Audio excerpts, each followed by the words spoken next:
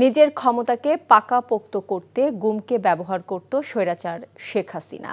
এবার গুম প্রতিরোধ ও প্রতিকার অধ্যাদেশ ২০২৫ উপদেষ্টা পরিষদের সভায় চূড়ান্ত অনুমোদন পেয়েছে। প্রস্তাবিত এই আইনে গুমের ঘটনায় সর্বোচ্চ শাস্তি মৃত্যুদণ্ড রাখা হয়েছে।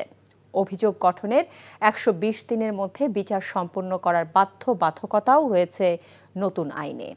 জুবায়ের প্রধানের রিপোর্ট। গুম শব্দটি সবচেয়ে বেশি পরিচিতি পেয়েছিল স্বৈরাচার শেখ হাসিনার আমলে।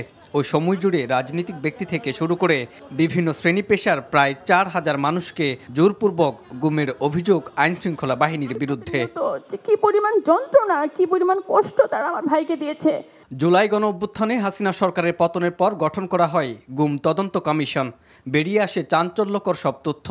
খোঁজ মিলে দেশ জুড়ে গোপন বন্দিশালা, আয়না ঘরের অন্ধকার কুঠুরি থেকে মুক্তি পান অনেকেই।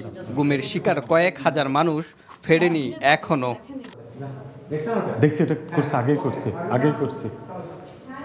দেশের মানবাধিকার পরিস্থিতির এমন বাস্তবতায় গুম প্রতিকার ও প্রতিরোধ অধ্যাদেশ ২০২৫ চূড়ান্ত অনুমোদন দিয়েছে অন্তর্বর্তী সরকার।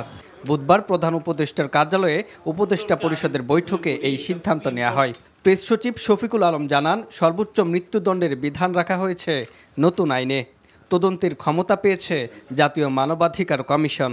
গুম প্রতিরোধ এবং প্রতিকারের জন্য একটা আজকে এটা চূড়ান্তভাবে অনুমোদন হয়েছে।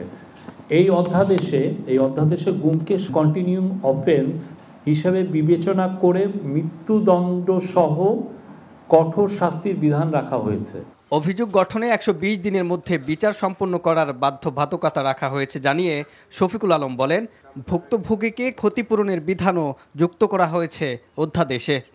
বিশেষ ট্রাইব্যুনাল গঠন, অভিযোগ গঠনের ১২০ দিনের মধ্যে বিচার সম্পন্নের বাধ্যবাধকতা, ভুক্তভোগী ও তথ্য প্রচারকারী ও সাক্ষীর অধিকার সুরক্ষা, ক্ষতিপূরণ এবং আইনগত সহায়তার নিশ্চয়তা প্রদান সংক্রান্ত বিধান অন্তর্ভুক্ত করা হয়েছে। ফিউচার জেনারেশন আর ইনশাল্লাহ কোনো গুম দেখবে না বাংলাদেশে। এই রকম এর চেয়ে বড় crime, it's a crime against humanity, এটা আর কেউ রিপিট করবে না, আমরা এটাই আশা করি।